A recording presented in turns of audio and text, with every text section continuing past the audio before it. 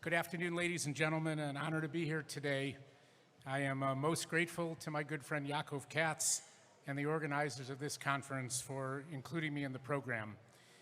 Let me begin by sharing with you a remarkable story told by author James Clear about a woman who attended a family gathering at her in-laws' home. She had spent years working as a paramedic, and upon arriving at the event, took one look at her father-in-law and became very concerned. "I don't like the way you look," she said. "Something seems to be wrong." Her father-in-law responded by saying, "I feel great. I'm the picture of health." No, his daughter-in-law insisted, "Something is not right. I'm sure of it. You need to go to the hospital right now."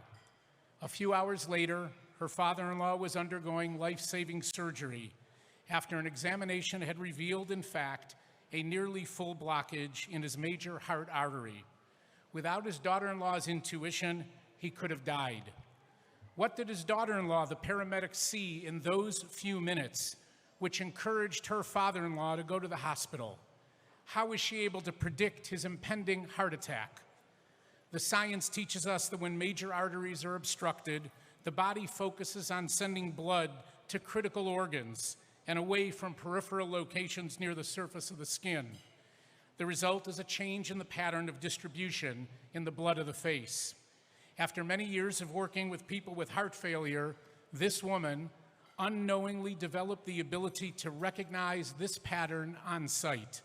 She couldn't explain it, but what she noticed in her father-in-law, she knew something was really wrong, and was she ever right? The human brain is a prediction machine.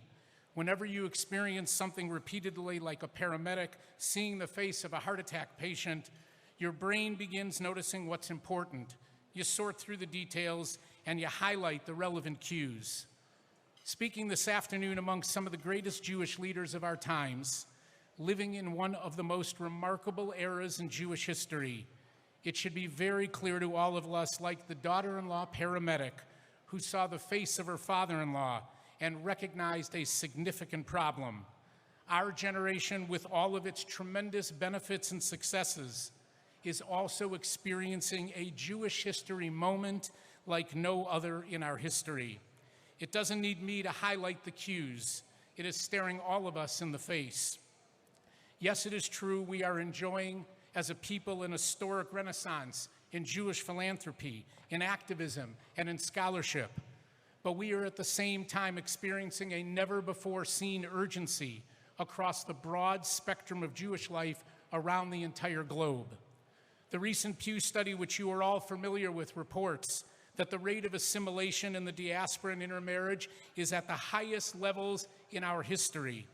A significant percentage of the Jews in the diaspora have little or no connection to Jewish culture, peoplehood, or any real connection to the state of Israel. What we are observing is a growing crisis and a frightening abandonment of Jewish identity and faith. The previous Pew study even remarkably told us that a significant percentage of American Jews think a sense of humor is critical to leading an enriched Jewish life. And believe me, that's not funny. The state of Israel and the state of the Jewish people around the world and their connection to the state of Israel is at an all-time low. Never before has it been more clear as you traverse any American college campus and you see how the young men and women have either lost their ties to their Jewish heritage or they are fearful of identifying themselves on campus as members of the Jewish faith. Visit any country outside of Israel, survey the philanthropic giving, where a large percentage of Jewish philanthropy is going outside of the Jewish community. Do a search across the thousands of preschool classrooms and analyze how few Jewish children are enrolling in Jewish preschools. Witness the shrinking population in the synagogues across the diaspora. So many, after a perfunctory bar mitzvah celebration, never ever return to the sanctuary. Like the daughter-in-law paramedic in the story that I shared, the cues and the visuals are becoming more and more clear that something is very wrong. More than 40 years ago, the state of Israel right here in Yerushalayim hosted the first international gathering of Holocaust survivors.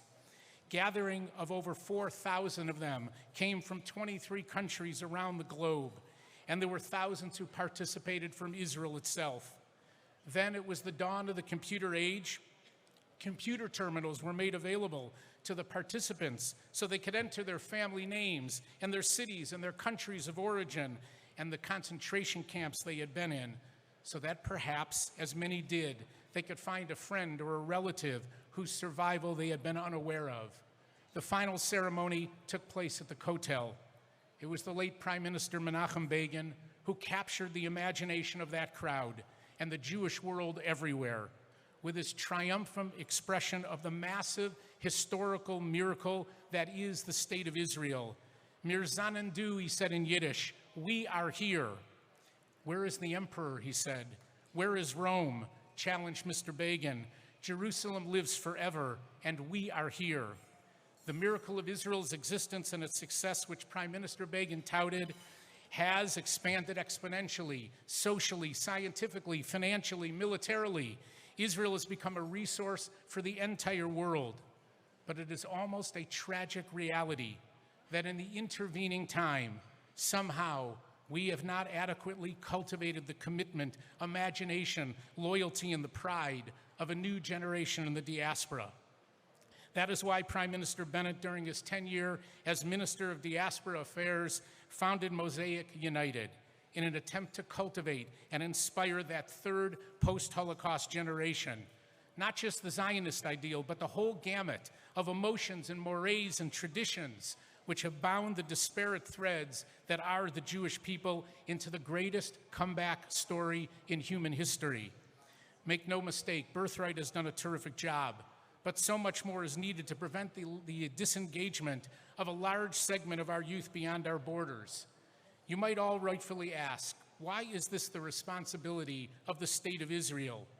It is because Israel is not only the population center of the Jewish people, it is the spiritual and moral backbone of our unique civilization, and by recognizing that fact and educating all our children to that fact, we achieve the unity that transcends all of our differences in religious practice, in politics and lifestyle, and in our aspirations. As I have seen firsthand, Israeli leadership recognizes more and more that it has become the responsibility of Israel to invest time and effort and money to re-engage the broad diaspora Jewish community. Prime Minister Bennett said it best. In order to ensure the continued strength and vitality of the State of Israel and the Jewish people, we must do everything possible to bring every member of the Jewish people, wherever they are, in every corner of the globe, closer and closer to their roots. And how could we possibly accomplish this feat? By bringing more effort, more Jewish knowledge, more scholarship, more engagement, and more connectivity to the Jewish people. It has become incredibly clear and reflective of the new reality of the Jewish people that Jewish identity, knowledge, education, and tradition are the key pathways to keeping worldwide Jewry connected and deeply and indelibly aligned with the State of Israel. There is no more time for studies and analysis and consultation. Today is a time for action and must be the defining principle of this generation. It is with deep gratitude that I thank our partners in the Israeli government. It's an honor to work with the new Minister of Diaspora Affairs, Nachman Shai, who is a dedicated leader, fully committed to the strength and vitality of Jews everywhere. Because of these historic efforts during this academic year in the diaspora, as a result of Mosaic funding, over 130,000 students will participate in campus activity across 400 campuses around the world. Our Shalom Corps, a joint venture with the Jewish Agency, is providing life-changing experiences for thousands of students participating as volunteers in places across the globe. Our Israeli Abroad initiative is seeding and strengthening organic communities of Israelis in the diaspora. Just last month, for the first time ever, an organized group of Israelis came together celebrating Rosh Hashanah in Vienna and other European cities. Let me close with the following critical thought. This coming Shabbat, we will read about Abraham, Avraham, credited as the first Jew designated as our forefather. He was chosen by God, and he was instructed to leave his father's house and go to the land which I will show you. He was actually the first Jew to make Aliyah. The natural question is, why did God choose Abraham? Why didn't he just take Noah and designate him as the first among our forefathers, as the founder of Judaism? One of the answers comes from the chapter in the Torah, which is devoted to God's plan for the destruction of Sodom and Gomorrah. God says to Abraham, there's a couple of towns nearby that are most evil in the world. They are filled with bad people, and I'm going to destroy them. Abraham bargains, and he argues, and he pleads, and he begs God to spare these people and their cities. Previously, God had gone to Noah and said, the world is evil, and I'm going to destroy it. And Noah replies, but me and my family will be okay, right?